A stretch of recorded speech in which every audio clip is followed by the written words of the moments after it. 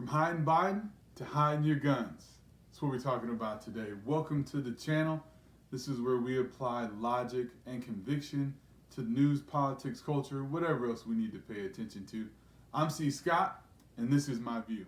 So many people are out there supposedly speaking for me and saying what I probably think about things. I decided I need to make some videos and let the world know what I think for myself, because there's a lot of people out here that don't agree with what the mainstream media is saying and what the culture is saying about things that are going on. So before we get this election over and done with, I just want to put this out. If you agree, that's great. Give me a like, smash that subscribe button, and don't forget to share. Now, before I even get into telling you why, we need to understand that the basis of gun control, which is what we're talking about when we're looking at limiting our Second Amendment rights and freedoms, has very, very racist roots, going back to the time the slaves were actually released. For all of those that are out there talking about how much they hate the things that go back in this country that deal with racism and other issues, gun control is one of those. And so if we're going to be against it, we should be against it. And don't forget how gun control affects the most vulnerable people around us. So in this video, I want to talk about part two, another reason why I can't vote for Joe Biden, and I don't think anybody else should either. And in this one, we're talking about the Second Amendment, talking about our freedom, our ability to have, own, and use guns in all the different ways that we do. And there's two specific points that I want to cover on this issue that kind of makes up my mind and sets it in the direction. First thing I want to deal with is this notion that a lot of people have that the government, Biden, the Democrats, whatever, can't or won't take away our guns. I don't think that's true, and we're going to talk about why in just a second. The second thing I want to look at is what Joe Biden actually wants to do concerning our Second Amendment and whatnot. So the first part kind of came to mind, was really brought to bear. I was reading an article in my little news app, and it was talking about Pink's husband, and he was out on their property or something teaching his kids to shoot, or they were, just shooting, and he was talking about how he loves to be able to teach them to shoot, loves the opportunity to be able to use firearms and things like that. He said he's a Republican, but he hates Donald Trump, so he's going to vote for Joe Biden. What kind of sense does that make? Absolutely zero. But there are a number of people out there that think like that. To me, it's kind of a problem, kind of an issue, because on one hand, saying you're Republican, that means you believe in Republican values, and while you may not like the way Donald Trump says some things or how he does some things, you might think he's whatever you think about him. But if you look at his record, he's doing a lot of things that Republicans have wanted to get done for many, many years. And so Pink's husband and people like him are deciding that the personality of the president is more important than his policies, and I completely disagree with that. He may do some things that a lot of people don't agree with, but you know what? There's a whole lot of imperfect people. Everybody out there, I can say that I would do something different than them, but when I do some things, sometimes I do it different than I did it last time. So I'm not going to throw stones at the man all the time because he does some things differently than the way I would do it. I think what's most important is what he's trying to do, what he's accomplishing, and what he's getting done. So he goes on in the article to say that he hates Donald Trump, so he can't vote for him, so he's going to vote for Joe Biden. And the reporter, whatever, was asking him, what about guns and this and that? And he says, they're not going to be able to take our guns away. They say that all the time, and they're not going to be able to do it. And I think that is a huge, huge mistake. It's a huge mistake for us to think that because it hasn't happened to a full extent before, that it won't happen now. So there's a couple things that I want to deal with and remind us about, or explain to some if you don't know. So number one, Joe Biden, he authored that crime bill that's been so popular, but he was also known for supporting and pushing forward the 1994 assault weapon ban. The assault weapons ban then put on some restrictions based on the cosmetic features of sporting rifles, AR-15. So you could have an AR-15, but if it looked this way, it was illegal. And they just tried to muddy the waters and make it difficult for us Americans to be able to get these guns, and so that was allowed to expire, thankfully, in 2004. So number one, they've already tried to do it, and they got that bill in place, and it lasted for the 10 years until it expired. The other thing I want to point out about that is don't forget about states like California, New York, Illinois. They have some terrible, terrible gun laws. I mean, over in California, you have to do a background check every time you want to buy a box of bullets. You have to go through a background check. They have the limits there in some other places like Illinois, where you're only allowed to buy one firearm every 30 days. Now, some people might say, well, you can still get 12 a year, but if you can only buy one within 30 days, what happens when you have an opportunity to buy two? There is a store near where I'm at during Father's Day and near Black Friday. They had a special where they would sell a handgun. If you bought this particular handgun, they gave you a .22 rifle for free, so-called for free. Now, under this law, if that were in place, or if that was in place in a city or state that I was in, I wouldn't be able to do that because I'd only be able to get one every 30 days. Over in Illinois, they have to have a fire owner's ID card. They have to have and use that card every time they want to make a purchase of ammunition or firearms. And that's an absolute infringement on our Second Amendment rights. And why would we think that they won't be able to do that nationally when they're doing that in their blue states right now?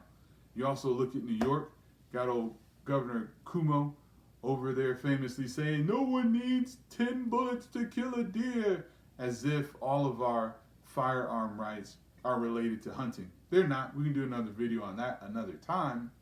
But they're also trying to limit how many rounds we can have in a magazine. So I don't know if it's still the case, but I know in New York, you could only have 7 rounds in your magazine. If you had an old magazine, you had to fix it in some way that only 7 rounds would fit. And so they want to call anything over 7 or 10 rounds high capacity. And so when they say, oh, we're for common sense gun laws, and they say, we just want to reduce high capacity magazines. Well, they're really not high capacity. They're just standard capacity. A lot of pistols you buy right now will hold 15 rounds on average for a fairly small 9mm handgun. If you buy a sporting rifle, their magazines hold 30 rounds. That's not high capacity, that is normal. And they want to reduce that to as low as they can. They're trying to get it as close as they can to 0, but if they have to start with 10, if they have to start with 7, don't think for a moment that they won't do that. So it's already going on in some different states, and the biggest thing that needs to be drawn to our attention is not long ago, over in Virginia in 2019, they had some elections there, and they flipped all of their state seats to blue that weren't already blue.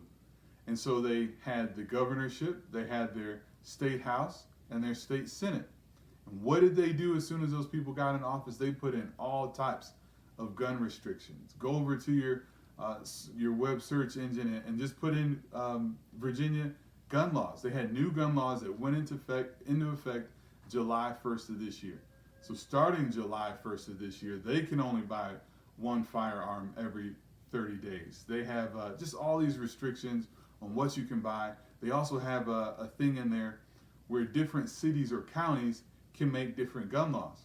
So if you live in one city or county and your city has a certain set of gun laws, but you work or you drive or you just go through the state or whatever, every city you go into could have different gun laws. Now, how many tickets are they going to be able to write? How many people are they going to be able to throw in jail and then strip their firearm rights for something silly because one city has a different gun law than another? One city might say, well, you can open carry your firearm, but then the city next door might say you can't open carry your firearm, and it has to be locked in the trunk, separated from ammunition, all these different kind of things. And if they catch a person, then they can be facing jail time. It may be hard to enforce, but you know how they set up speed traps and things like that. They'll have 5 of them in a row waiting to see who rolls through a stop sign or goes a few miles over the speed limit. Whatever the case might be, we don't want those kind of gun laws because they are heavily, heavily restricted, and they only restrict law-abiding citizens. I don't want to make this video too long, so we'll keep moving forward. There are too many radical Democrats that are in office right now that are just itching for an opportunity to limit our Second Amendment. So you say, oh no, they can't do that. I don't know.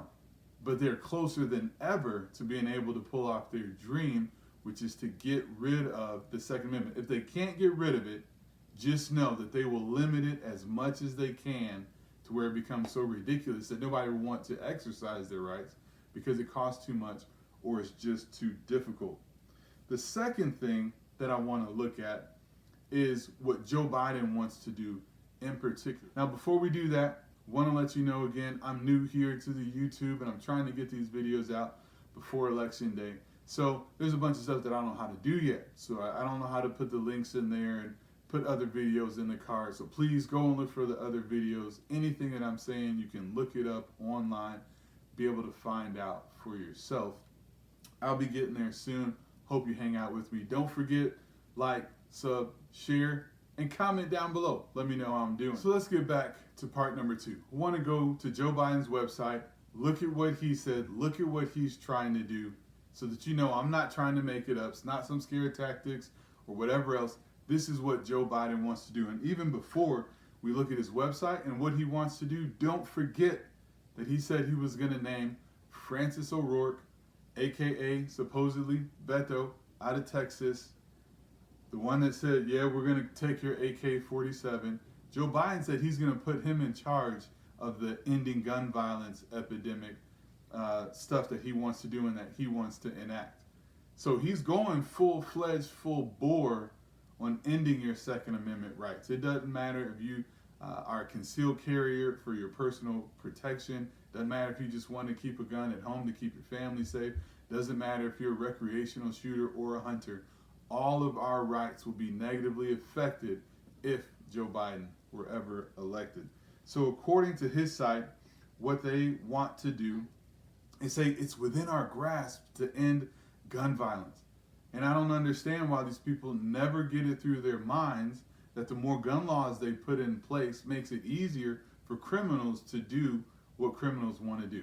It's well over 90%, like 98% of mass shootings happen in gun-free zones, right? The vast majority, 90% of the crimes are committed typically with stolen guns. People aren't going through the process, so more laws aren't going to hurt the criminals. They're going to hurt we the people who've done nothing wrong. So they want to hold gun manufacturers accountable. The Biden-Harris administration wants to make it so that if a person has a family member that's negatively affected by gun violence, whether they're hurt, wounded, or killed, they want the family member to be able to go and sue the gun company or the gun maker manufacturer because some private citizen used their product the wrong way. That would be like going after the manufacturer of liquor and alcohol every time there was an accident that somebody was in because they were over the limit. That would be ridiculous. You don't go hold the knife manufacturers accountable for every time a person is stabbed or cuts themselves accidentally. They also want to get weapons of war off the street. Every weapon is technically a weapon of war, and technically there are not really many weapons of war that we have. A weapon of war is like a tank, a fighter jet, helicopters, Apache helicopters, Black Hawk helicopters, things that can launch missiles and fire huge high power rounds. We don't have that kind of stuff that we're doing. We just want normal, regular firearms. They're not weapons of war. They also want to put in place something that's called a universal background check. That means every time a gun is sold or even changes hands, there has to be a background check, which is going to make huge fees come in. So I can't sell a gun to a family member if we have universal background checks unless I go to a store and have a federal background check run on a person that I already know is okay. And so they're going to add fees and all this other kind of stuff that just isn't necessary. Anytime you go to a store, whenever you go to a gun show, a background check, federal background check already has to take place. They just want to exclude the ability for private gun sales, which is a very small percentage of gun sales, and it's an even smaller percentage of sales of guns that are used in crimes. A couple other things real quick. Like I said, they want to reduce high capacity magazines, which are not high capacity, they're just regular capacity. They want us walking around with 5 or 6 bullets in order to protect ourselves, and that's just not going to get it. It's not going to cut it. And they want us to reduce the stockpile of weapons, so they want us to only be able to get a certain number of firearms per month. Bet your bottom dollar that's going to come in at no more than 1 per month, no matter what. You might be going on a hunting trip with your family. You might be taking your kids out for their first bird hunt, dove hunt, duck or deer, and you might buy a rifle for you and one for this kid and one for that kid, whatever. You wouldn't be able to do that. You're going to have to plan months in advance to be able to buy those guns if we elect Joe Biden and Kamala Harris, which I urge you do not do. So don't forget, when it comes to our Second Amendment, Joe Biden is the one that said that he told his wife if she hears an intruder in the house to go and take the double-barrel shotgun onto the back porch, shoot it up in the air, which is typically illegal unless you have a whole bunch of property where you can just shoot a gun in the air and allow the pellets to fall down without hurting anybody. So don't forget, Joe Biden's advice to his wife was to go and take a double-barrel shotgun, go on the back porch, shoot it off into the sky, and hopefully scare the intruder away. Scare the intruder away by emptying the only firearm that you have. Scare the intruder away by taking yourself from a fortifiable position into open air on the back porch. So don't listen to what Joe Biden says about guns, because it will get you hurt or murdered. Like Johnny B says and others before him, from my cold dead hands,